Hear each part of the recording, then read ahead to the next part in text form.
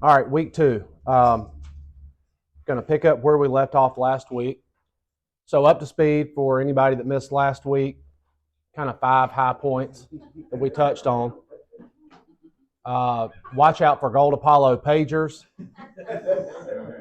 2, Abraham was called of God to go to Canaan, and that was kind of the start of the nation of Israel that we're spending these 3 weeks on.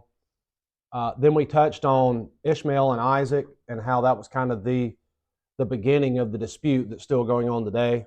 We talked about how small Israel is in relation to the rest of the world. It's basically the size of New Jersey, actually smaller than that, and it's 1/7 of the state of the size of Georgia. It's highly populated, almost 10 million people live there, but it's a very small piece of land. And then we finished last week kind of giving an example of the Ishmael-Isaac conflict of the Palestinians or the Arabs and the Jews, talking about the Hamas war that's going on right now. Of course, last week we finished with talking about the hostages and kind of what's going on there. So this week we're going to spend the class talking about the biblical history, the timeline from basically the Abraham getting into the land of Canaan up through the destruction of the second temple. That's what we're trying to cover today. Next week, we'll do a very, the way I'm planning to do it is just do a very brief summary of basically the destruction of the temple up through the late 1800s, and then we'll spend the bulk of the class talking about kind of modern history and Israel. That's what got me interested when we started talking about this a few months ago. I started reading about kind of all the modern stuff, and so that's kind of what I initially started studying. Normally when I teach, I always give a handout, and I've had, Angela, I know a few people have wanted handouts. I intentionally haven't done a handout because I want us to kind of, I know when I get a handout, I end up flip through it. Next week, I think it will be helpful, especially after you see the timeline and the different parties. We'll probably spend a little bit of time, I think, at the beginning of class 2 kind of summarizing so we have something, because there's going to be a lot of countries and a lot of leaders that we're going to discuss tonight. So we'll try to simplify it as much as possible. The last point, just as introductory, I told Brother Eddie, we were talking kind of throughout the week and even this morning. There's so much history. You could go as detailed as you wanted to. For example, on Judges, we're not going to really touch on that 400-year period other than just a couple verses this morning. So what I'm trying to do is an overview, and I know you're probably sitting there thinking, what about this event? This event, I'm trying to hit the high pieces of actually that deals with the nation itself. All right. So part 7, we did parts 1 through 6 last week. Part 7 is where we're picking up Egypt and Israel's enslavement. Okay. So as we discussed last week, and all my dates are approximate. I was reading all kind of commentaries and treatises on it, and I'm trying to do the best I can with the dates. I know you'll probably see different dates, but approximately 2166 BC was when Abraham was called to Canaan. And for about 250 years, the people, the Israelites, live in the land of Canaan. Well, then stuff starts to change in about 1916 BC, and that's where we pick up the story of Joseph in Genesis 37. So we'll cover this quickly. I know most people know this, but Genesis 37:25, if we're going to start taking notes on the verses. Genesis 37:25 says, a company of Ishmaelites came from Gilead with their camels bearing spicery and balm and myrrh, going to carry it down to Egypt. And then verse 28 talks about Joseph's brothers, quote, sold Joseph to the Ishmaelites for 20 pieces of silver, and they brought Joseph into Egypt. So here's kind of the beginning of the taking away of the Israelites from the land that God's promised them. So we know what happens. Joseph ends up gaining authority. Genesis 41 covers that. Genesis 41:41 says, and Pharaoh said unto Joseph, see, I have set thee over all the land of Egypt. So within a few short years, looks like 6 to 8 years, he's went from basically sold into slavery or captured, and then he kind of gains authority. Genesis 42 tells us that basically there's a famine, there's no corn, there's no food in Canaan. So the Israelites start going to Egypt. Genesis 42:2. And Jacob said, Behold, I have heard that there is corn in Egypt. Get you down thither and buy from thence, that we may live and not die. Verse 5 says, And the sons of Israel came to buy corn among those that came, for the famine was in the land of Canaan. All right. So then shortly thereafter, Joseph's entire family ends up going down to Egypt. Genesis 46:3, and he, talking of God, said, I am God, the God of the Father. Fear not to go down into Egypt, for I will make of thee a great nation, and I will go with thee into Egypt, and I will also surely bring thee up again. So Jacob is obviously concerned about, God, you promised us this land. Now we're basically having to go into another land to survive. God basically says, look, you're going to end up being back here. And then we learn about the growing of the population. Genesis 47:25 says, And Israel dwelt in the land of Egypt, in the country of Goshen, and they had possessions therein, and grew and multiplied exceedingly. So we've heard the story about the people getting into Egypt and how the numbers multiply, and they basically just kind of become more of a population there than even the Egyptians. So then I talk about the continued promises. That is kind of the last major point here, just to kind of get this going. Genesis 50:24 says, And Joseph said unto his brethren, I die, and God will surely visit you and bring you out of this land unto the land which he sware to Abraham, to Isaac, and to Jacob. So, how many people initially go from Canaan into Egypt? 75.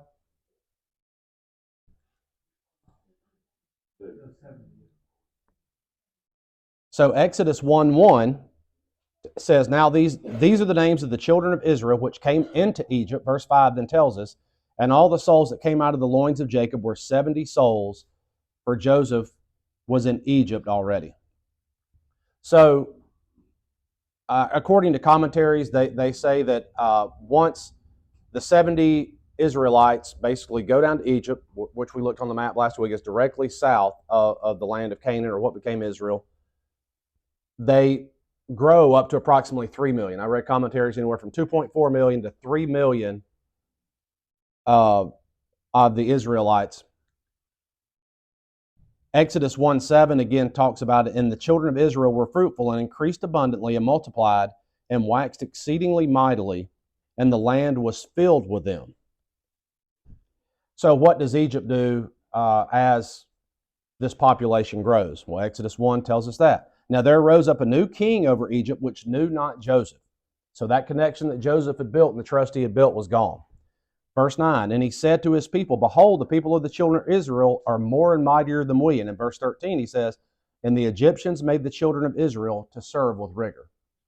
So the slavery really begins because of the threat of the population of the Israelites. So we get to our first question that we have that I ran into. How long were the Israelites in bondage in Egypt?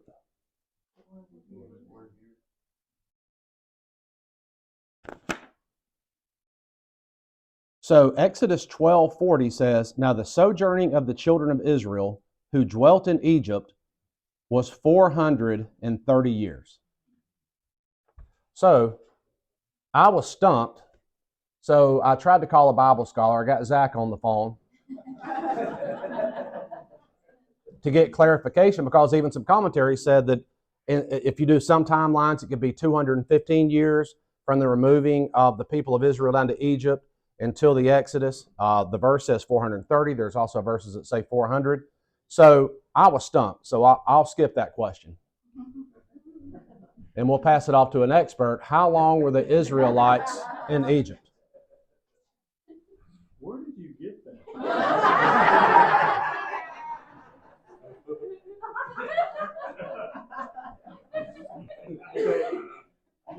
You're on the clock. I told him he's got 2 minutes to touch on this. You really want me to do it now? Yes, this is your time. This is where we're at in the timeline. All right, so the Israelites for our timeline. Go ahead. gonna start putting you on probation. All right, Acts chapter 7, real quick. So my conflict this morning is I'm trying to decide if I want to let you read the verses and figure it out or give you the answer. All right, Acts chapter 7, real quick. I'll turn it on.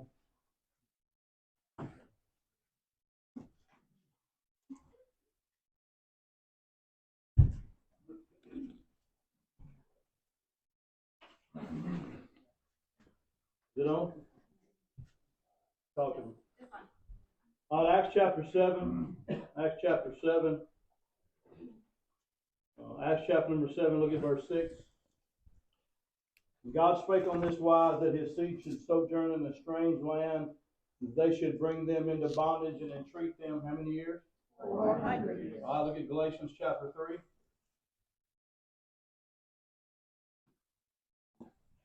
Galatians chapter 3. So you want me to give them the answer or let them figure it out? This is your 2 minutes. All right, look at Galatians chapter 3. All right, tell me when you're there. Amen. I'll look at verse 17. Galatians 3, verse 17. This I say, that the covenant that was confirmed before of God in Christ the law, which was 430.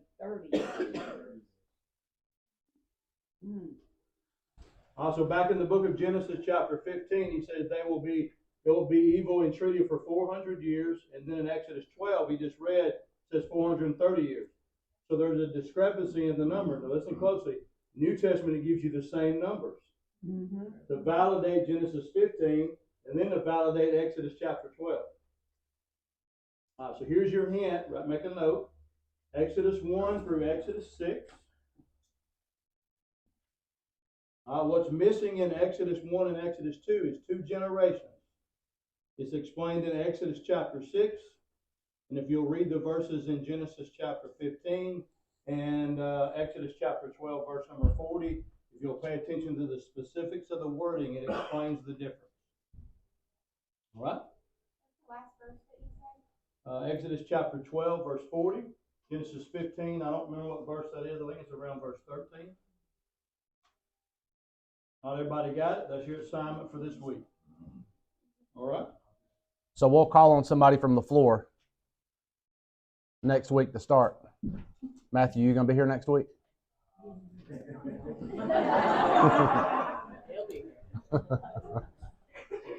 right, lights, Clint. Next time, do away with the pictures, Frank. I don't know how that popped up on there. I thought I just had words. You don't do the words. Yeah. All right. So for the purpose of our timeline, we know it's 400 some odd years that they are in the land of Egypt. So then the wheels start turning for them to return to their homeland. In Exodus 3:10, God speaking to Moses says, "Come now, therefore, and I will send thee unto Pharaoh, that thou mayest bring forth my people, the children of Israel, out of Egypt."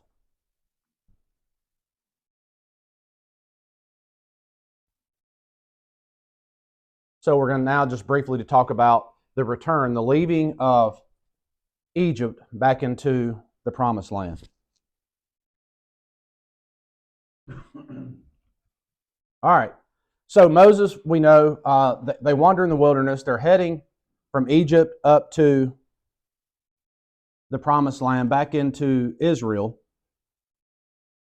And Joshua is the man who's called to basically finish the job and enter into the land. So kind of as a map to understand what happened here. It talks about in Joshua 1:2. It says, God tells Joshua, quote, "Go over this Jordan." So they're obviously in the east, and they're going to head the river there in our map. Let's see. Right there, I don't know if you can see it. That's our Jordan River right there, which is the coast or the border of the land of Israel. So it tells us, "Go over this Jordan, thou and all this people, unto the land which I give them, even to the children of Israel." So the first place that they cross, I put the big red arrow that says Shittim to Jericho. It says 2 men there in Joshua 2 verse 1 spied on the city of Jericho.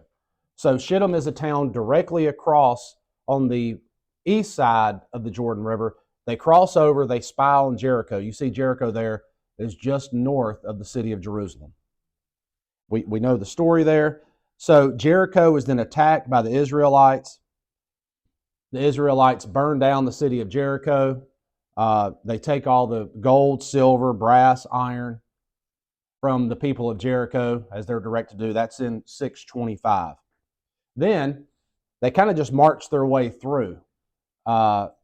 In chapter 8, they talk about they attack a town called Ai, and that's that bottom map. And that's the town you can see, Jericho. So they basically just start heading west. Joshua 8:9 says this is an interesting story. It says the entire city of Ai chased Joshua and his men out of the city. So they get ran out of the city. Well, what ends up happening? Verse 16, once they chased after Joshua and his men, he had some men kind of lying in wait. They then went to the city and conquered the city that way. So there was some kind of stealth warfare that Joshua and his men were doing as they kind of marched through the land of Israel. So by chapter 10 and verse 42, Joshua basically ends up destroying all the kings of the land of Canaan.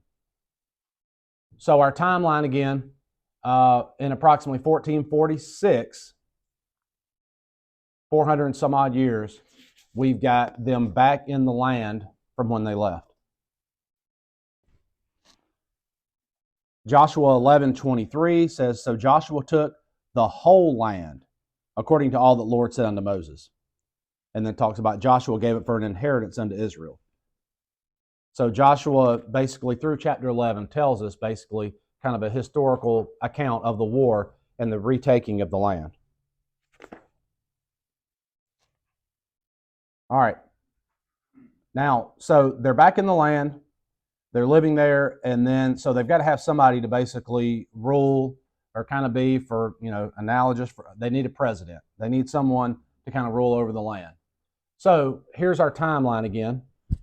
And I know I'm kind of doing this over and over, but I like to kind of see it over and over. So 2166, they start. They're in captivity. By 1406, we're back in the land. It's been conquered. So then we have about a 350 to 400 year period in which Israel is ruled by judges. Now, briefly, in Judges chapter 1, God tells them, go in here and wipe out all these other people. We don't need their influence. This is our land that I promised you. So does Israel do that and wipe everybody out? No. So Judges 2:2. Who's got it?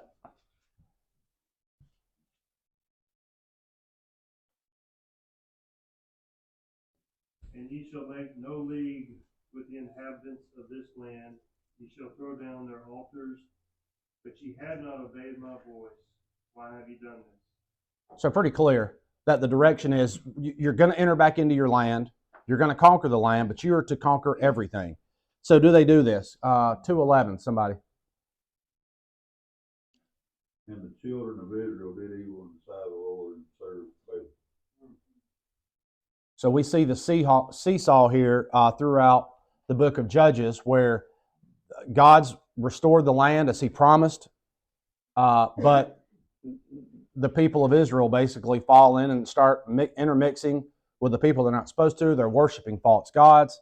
So that's kind of a summary of that 350 to 400 year period of Israel. So next, the people obviously say, okay, we tried the judges.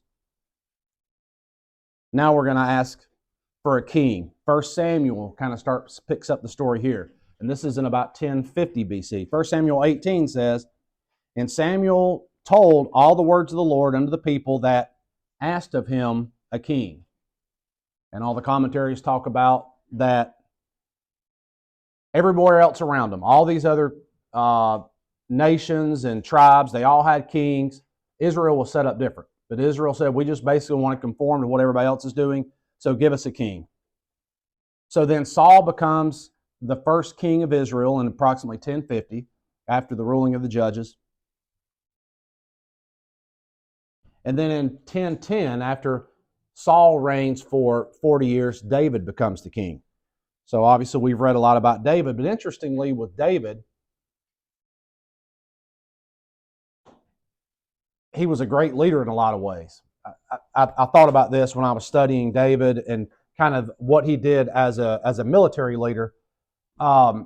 Zayd's basketball team has been horrible all year. And I think you might have watched them. Jason, Leanna, and Zayd will tell you, we've been losing by 40 and 50 points every single game. The coach that they brought in, got so disgusted with them on last Tuesday night, he sat on the opposite end of the bench with his back turned to the players with his legs crossed, refused to coach them. He was so disgusted with the kids and their play. So we get an email early Wednesday morning from the athletic director that says, we have relieved the coach of his duties. We're going to call a practice early. We got our final game of the year. We're going to play Cornerstone. Is that who it was? Cornerstone. Now, we played Cornerstone early in the year in December. Cornerstone beat us by 47. Was it 47? Ran us off the court. Coach Brown is the athletic director. He's been there for years, former military. Kids love him. Respects the kids, coaches them hard. So our team that has won the team we beat, probably 5 of us could beat them. So we basically haven't won a game all year. Calls a practice Thursday morning from 7 o'clock to 8 o'clock. So he's had 1 hour with the kids before school. Thursday, they come out, and the team that beat them by 47, we end up beating this team in overtime. The gym, I've never been in a gym so electric. These kids were, you should have seen them. They were bouncing off the walls, high five. The place just went nuts. Everybody hung around taking pictures about it. Moral of the story, leadership matters. He didn't put in any new offense, any new defense. What he did is he was a leader to these kids. So as I was reading about David, does leadership matter? Let's see what all David did while he was leader. We know a lot about the spiritual stuff, but even as a military leader, he goes through and he just starts expanding the land of Israel to get it closer and closer. We talked about last week about the land that was promised. So in 2 Samuel 8, it says, and after this it came to pass that David smote the Philistines and subdued them. And David took Metheg Ammah out of the hands of the Philistines. So I've got that picture. He took, which is now close to where Gaza's at. So he conquers the Philistines' land. Then in 8:3 it says, David also smote Hadadezar, the son of Rehob, king of Zobah, and he went to recover his border at the river Euphrates. So shortly thereafter, his men go and conquer, and you see 8:3, he conquers the northern area. 8:6, then David put garrisons in Syria of Damascus, and the Syrians became servants to David. 8:6, right there on the right side, he covers kind of the central area and overtakes that. 8:14, and he put garrisons in Edom. 8:14, I've got Edom, so he conquers the southern. So David's a king I've never really heard a lot about, and that was interesting when I reread this. I guess I've just passed through that. He really expanded the land as well, So militarily and spiritually, he had a lot to do with the success of the land. All right, so he serves for 40 years. Then in 970 BC, Solomon becomes the king. And so we know Solomon's major accomplishment in regards to the nation of Israel is what? So he builds the first temple. So in 1 Kings 6 kind of walks us through this story. It says, and it came to pass in the 480th year after the children of Israel were come out of the land of Egypt. So that gives us a pretty good idea. So if you take 480 years, you back up the 2 terms of Saul and David. So that tells you the Judges was about 400, and we'll do that in a minute. In the 4th year of Solomon's reign, so that's how we get the 966 BC, he begun to build the house of the Lord. And so 2 Chronicles 3:1 tells us where it's at. Of course, we know it's in the city of Jerusalem in Mount Moriah. So there's a picture. I don't know the accuracy, but I was just reading. I was going to do a whole thing on the temple, but we'll do more on the second temple in just a little bit. So anyway, Solomon's major event in regards to actually the history of Israel is obviously the building of the temple that kind of became the center point of Jerusalem and the nation as a whole. So in about 961, according to what I read, the temple's completed, about a 5-year construction process. All right, so everything's going good. We have the kings in place.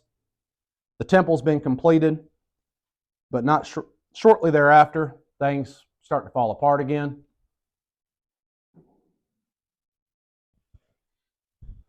In 926 BC, so 35 years after the temple's completed, there's a big dispute that comes up. Solomon's reign is over. His son Rehoboam was set to become the next king. So Rehoboam starts taxing, for lack of a better word, he just starts overtaxing the nation. Jeroboam, and he basically gets a group of people, and he basically rebels against Rehoboam because of these high taxes. That story, this is in 1 Kings 12, if you want to jot it down, 1 Kings 12. So 10 of the tribes break off and leave only the southern 2 tribes for Rehoboam. So the southern 2 tribes we know are Judah and Benjamin, and then the northern 10 tribes. Now, the temple in Jerusalem is in the south, is in Judah.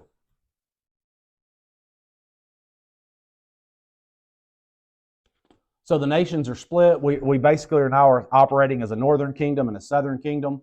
Although, if you look at a map, although it's 10 tribes and 2 tribes, it looks like it's pretty equal on land size. Would you agree with that, Brother Freddie? It looks like from looking at maps.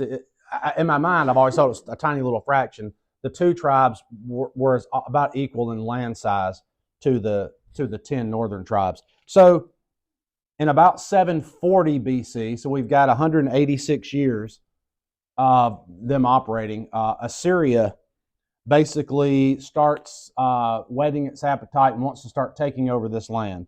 In 1 Chronicles 5:26, this is kind of where the story of Assyria picks up. 1 Chronicles 5:26 says, "And the God of Israel stirred up the spirit of Pul, king of Assyria." So God plants, and this is probably beyond my pay grade, but God plants this thought into Assyria to basically come and conquer part of Israel. And then in 722, 18 years later, after the thought is kind of there, the northern kingdom is conquered. This is actually discussed in 2 Kings 17:5. 2 Kings 17:5 says, "Then the king of Assyria came up throughout all the land and went up to Samaria and besieged it 3 years and carried Israel away into Assyria." So what I've done here is, and we'll go through a couple maps here in the next couple minutes, but you see the Assyrian Empire had basically wiped through the northern part of Asia. Well, that it just comes down and takes Samaria, or if you look on the map there, as the northern kingdom, and basically just engulfs it. And most of these people, as it's discussed there in 2 Kings, are taken away into Assyria. Now notice Nineveh. You'll see Nineveh there on the map as well, which we'll discuss here in just a couple minutes. Nineveh is the capital and kind of the main hub of Assyria. And of course, it'll remain the main hub as these different empires start conquering each other. So, but the point is, 722 was a major event in the timeline of Israel where the northern tribes, half of Israel, is basically conquered and wiped out. I was reading an article by a Jewish historian. I just wanted to hit a couple highlights talking about the Assyrian Empire. This guy wrote, he says, and I've highlighted, it's kind of a long passage, says the Assyrian Empire was known for its cruelty. It goes on, "The kings of Assyria tormented the miserable world. They exult to record how space failed for corpses, how unsparing a destroyer is their goddess Ishtar, how they flung away the bodies of soldiers like so much clay, how they made pyramids of human heads, how they burned cities, how they filled the populous lands with death and devastation." He then goes on, "How they cut off the hands of kings and nailed them to the walls, left their bodies to rot with bears and dogs on the entrance of the gates. How they cut down warriors like weeds, or smote them like wild beasts in the forest, and covered pillars with the flayed skins of rivaled monarchs. So he was just pulling actually from some writings from looks like the 100s. But anyway, so he was just pulling and talking about this Assyrian Empire was ruthless. So when they came in and took over the northern tribe, it was not a gentle takeover from everything that you read about it. Okay. So Assyria, who we just saw conquered the northern kingdom, then gets attacked in their capital by the Babylonians. Does the Bible tell us why Syria was attacked? Nahum, which I'm learning a lot here. Nahum talks a lot about Syria being attacked because of the way they treated the Israelites. Nahum 1:1 says, the burden of Nineveh, talking about which we saw was the capital of Assyria. Verse 8 says, but with an overrunning flood, he will make an utter end of the place thereof, and darkness shall pursue his enemies. Verse 13, the gates of thy land shall be set wide open unto thine enemies. The fire shall devour thy bars. So there's prophecy that this Syria, for the way they treated Israel, was going to come under its own destruction. My note when I saw this is Assyria basically, as you saw, controlled large amounts of Asia. But I said, no matter how big and bad you are, there's always somebody bigger and somebody badder. So they controlled this land, but shortly thereafter, Babylon came in and just wiped them out.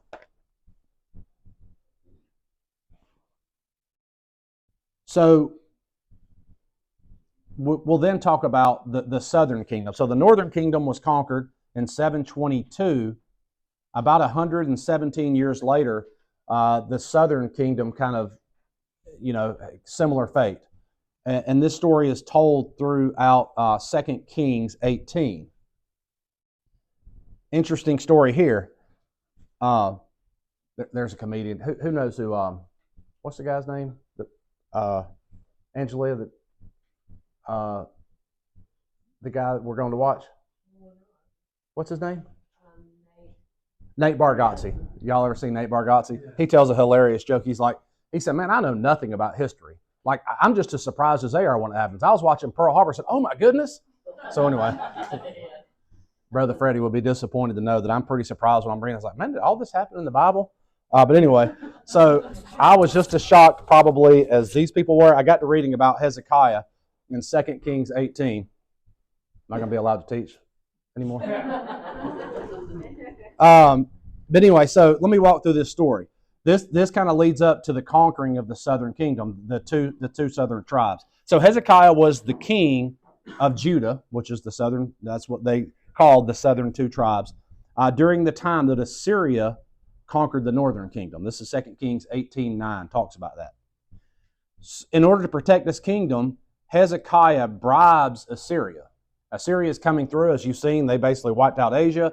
So they're going to come through and they're probably going to conquer the southern kingdom. But Hezekiah says, well, here's what I'm going to do. In 2 Kings 18:16, it says, at that time did Hezekiah cut off the gold from the doors of the temple of the Lord and from the pillars which Hezekiah, king of Judah, had overlaid, and gave it to the king of Assyria.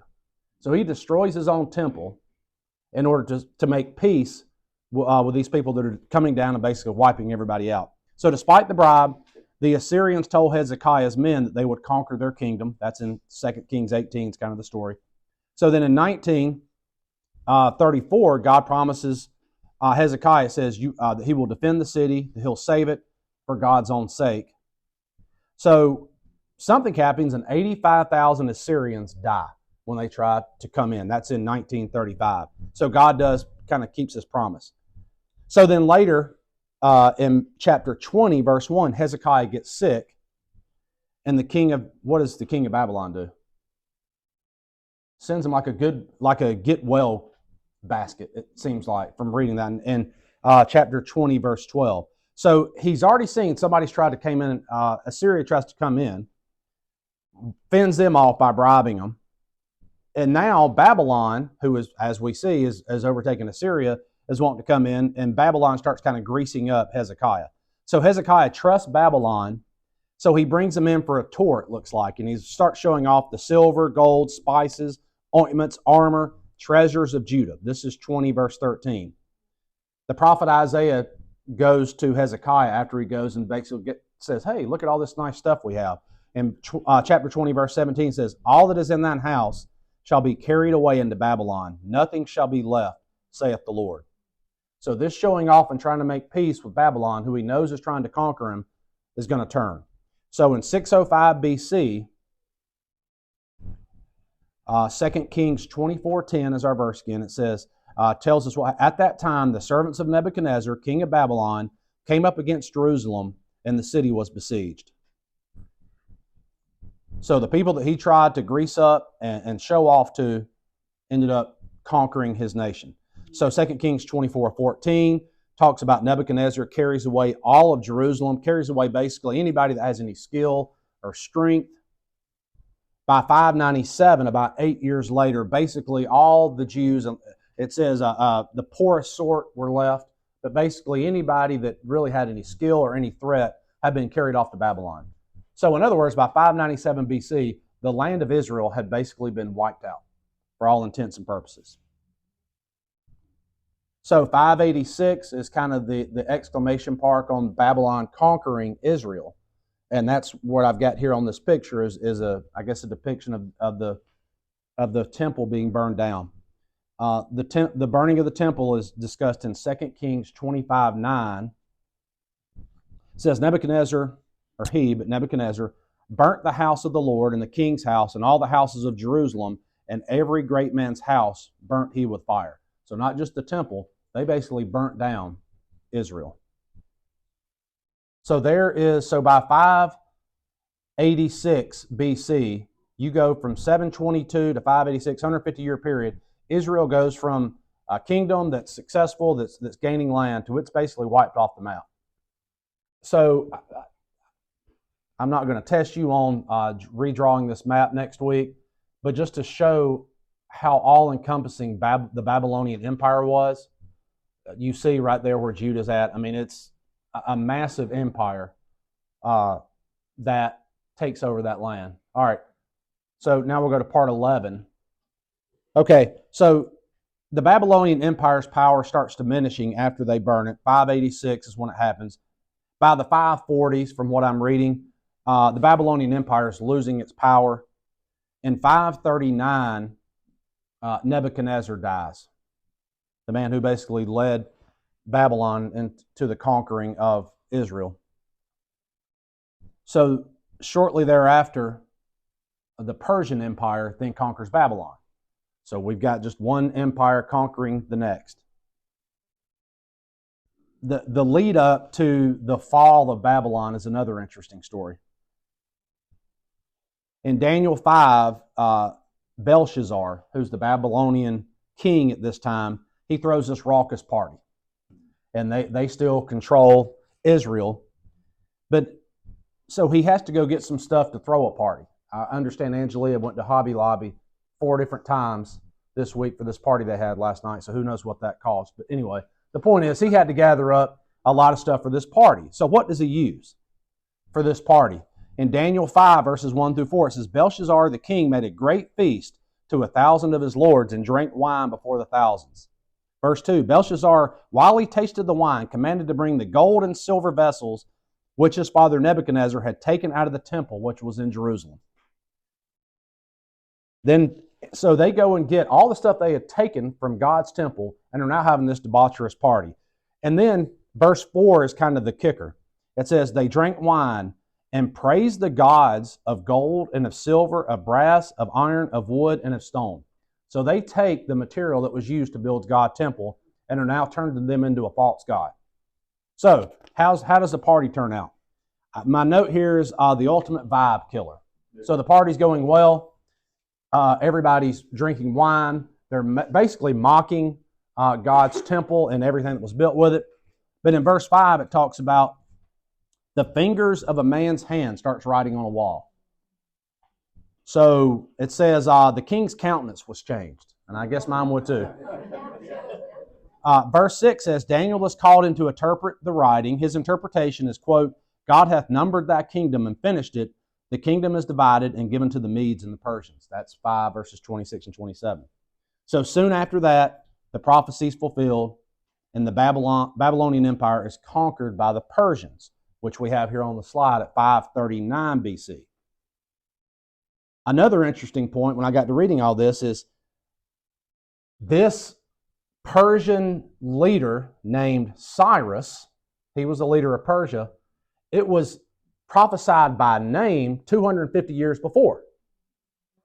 So in Isaiah 44:28, this was in 712 BC, so 250 years before this even happens, it says in Isaiah 44:28, that saith of Cyrus, he is my shepherd and shall perform all my pleasure, even saying to Jerusalem, thou shalt be built, and to the temple thy foundation shall be laid. So what about that? So 250 years before Persia, with Cyrus the Great, comes in and conquers Babylon. It's prophesied. That was interesting. Okay. How much time we got? Okay. The temple. So Cyrus is led by God to direct these people. So he is over this kingdom. He has all of these Jews that we know have all just been taken up to what was Babylon. Syria now controls the area. So Cyrus, in his first year, he didn't take long to put this project into play. I just thought about a good leader is going to make a difference immediately. So Cyrus comes in, and I think this is worth reading. It's 2 Chronicles 36, starting at verse 22.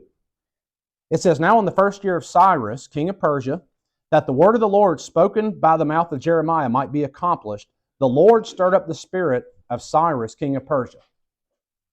That's interesting. This guy he's not one of the Jews, but God has stirred him up to put these people back. It says that he made a proclamation throughout all the kingdom and put it in writing also.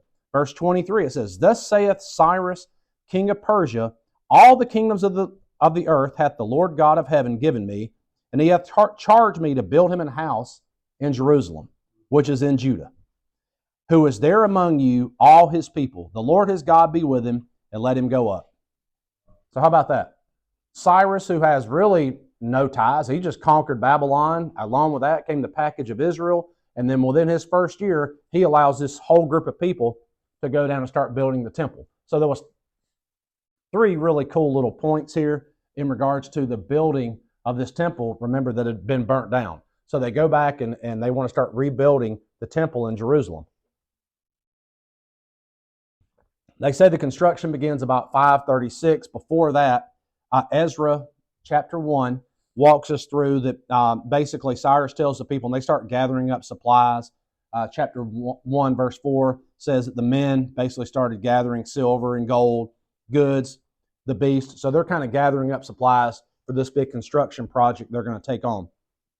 And then a pretty large group of people head down from Syria down to rebuild the temple. It says in Ezra 2 that 42,360 people headed down. There was also another little group, so it actually comes out to about 50,000 people if you read through Ezra 2. Basically, an entire mass of people start heading down. So there was a delay. There was some issues that arose that's discussed in Ezra 4, Ezra 4:24, if you want to write it down. So there's about a 20-year delay, but they get back to work about 20 years later. And then I have a picture that says, give it back.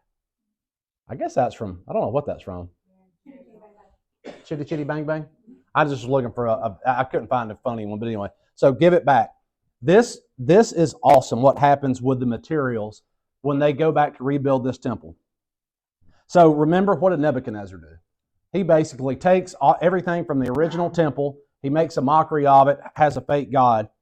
Well, then it says in Ezra 5:14, and the vessels of gold and silver of the house of God, which Nebuchadnezzar took out of the temple that was in Jerusalem and brought them into the temple of Babylon, those did Cyrus the king take out of the temple of Babylon. Verse 15, and Cyrus said, take these vessels, go, carry them into the temple that is in Jerusalem, and let the house of God be builded in its place.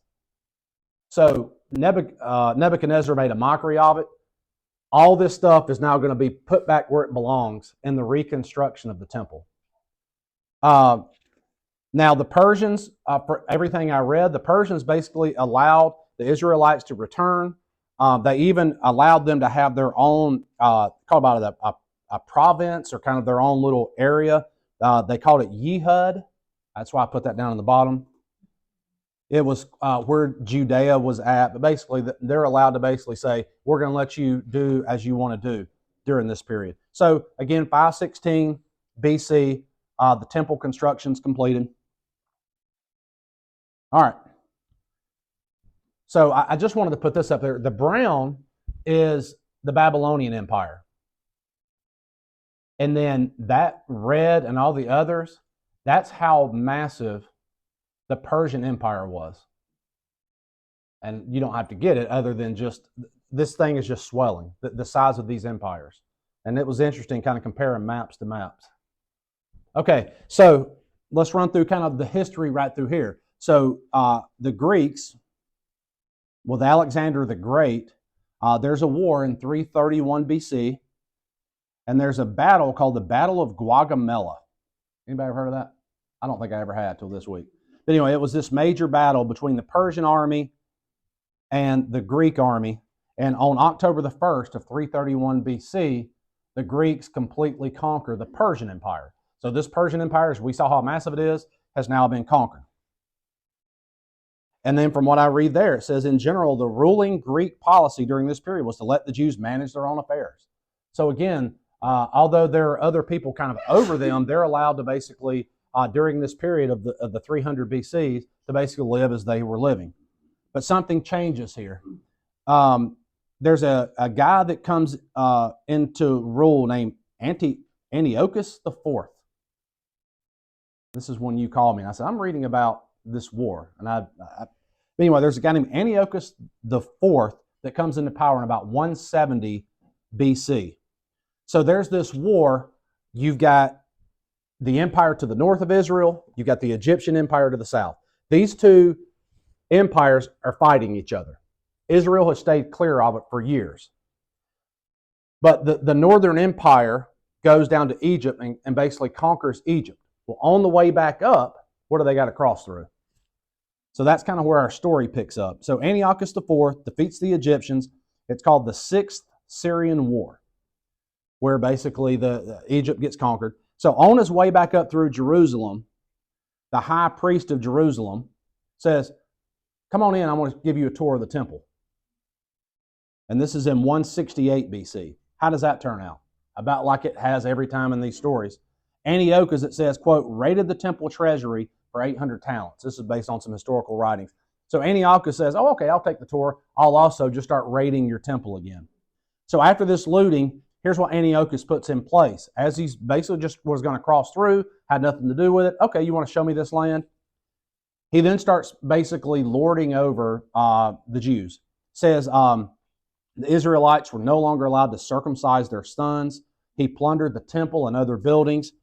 And then he erects idols at the temple and begins sacrificing pigs to his God. So again, Israel is trying to make peace with these people, and it doesn't end up well. Okay, so little horn. This was interesting. Daniel 8 talks about the big horn and the little horn, and I was reading some commentaries, and they talk about that they, some commentators and Bible historians said they believe that historically, little horn is this Antiochus. It's Daniel 8, 9 through 13, and it talks about him coming towards the south, and basically he's going to destroy it. So I'll pass that, but read Daniel 8, 9 through 13, and a lot of people believe historically, is that Antiochus as he's coming up through. Now, prophetically, I know, and I'll touch on that. I'm sure we'll touch on that later. But so it's historical and prophetical.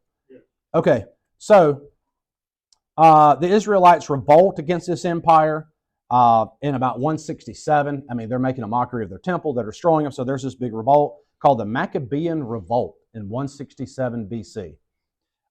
So Israel basically starts using guerrilla warfare. I mean, sneaking up on these guys that are overtaking their land, killing them. They take back Israel. They cleanse the temple in about 167. And they even come up with their own money, and the inscription is translated to, where's it at? Basically, anyway, they came up with their own coins. They basically said, we're just going to operate as normal. They come up with their own coin that says basically free Zion or something like that. But anyway, so that lasts for a little bit. The Syrians end up conquering, beating them back down again. So time passes. They're basically back under suppression. 146 BC, Rome then conquers Greece. So again, an empire conquers an empire. Greece, who ended up being pretty rough for about 20-year period, well, then Rome comes in and conquers Greece. A civil war 80 years later. I know I'm running out of time. I have to finish next week. I'll finish with this. A civil war breaks out. Rome's controlling this area, but a civil war breaks out in 63 BC. And this is a major event in the history of Israel. So the Sadducees and the Pharisees are kind of running Israel during this period, 63 BC or so. So the Sadducees go to Pompey, who was this Roman general. They're the power of the world at the time. And the Sadducee leader comes to Pompey and says, hey, how about you come fight with us? I'll give you 17,000 pounds of silver. So Pompey says, that sounds like a pretty good deal. Pompey says, I'll fight with the Sadducees. I don't really know what happened, but the Sadducee leader reneges on his deal to Pompey. So Pompey says, you're not going to get me in the back like that. I'm going to go with the Pharisees now. So the Pharisees say, okay, we'll take you on our side. And the Pharisees then allow Pompey to, hey, it says it's allowed him to enter into the lower town of Jerusalem. So they say, okay, you're going to fight with us. You can come into our kind of our sacred city. So what happens there? You don't have to know the story to know what happens. Pompey says, okay, I think I do like this town. They said he uses catapults, battering rams. He breaks down the walls around Jerusalem, kills the soldiers, and basically Rome then just controls the temple.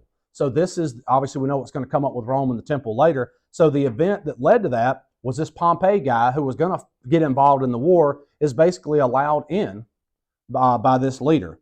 So I've got a little thing on all the different times that they kept letting these guys in. They don't learn their lesson. There's the Roman Empire. Again, just showing you how all-encompassing that empire is. I think I can finish if I got 2 minutes. You nervous? 2 minutes? No? All right. So Herod becomes the leader. He's titled the King of the Jews, as we know. In 67 AD, the Jews finally revolt against Rome. And they said, we're tired of being ran over. They basically try to overthrow the Roman government. And for 3 to 4 years, what they call the Great Jewish Revolt is these Jews that are basically just saying, we want you out of, this is our land that we've been promised. We want you out of here. Okay, here it is. Yeah, so they even, this is when they came up with their own money. I'm sorry. They came up with their own money during this period. It says, it translated to for the freedom of Zion was what was on their coins. So what ends up happening is Rome finally quashes the rebellion. The Jewish leader surrenders.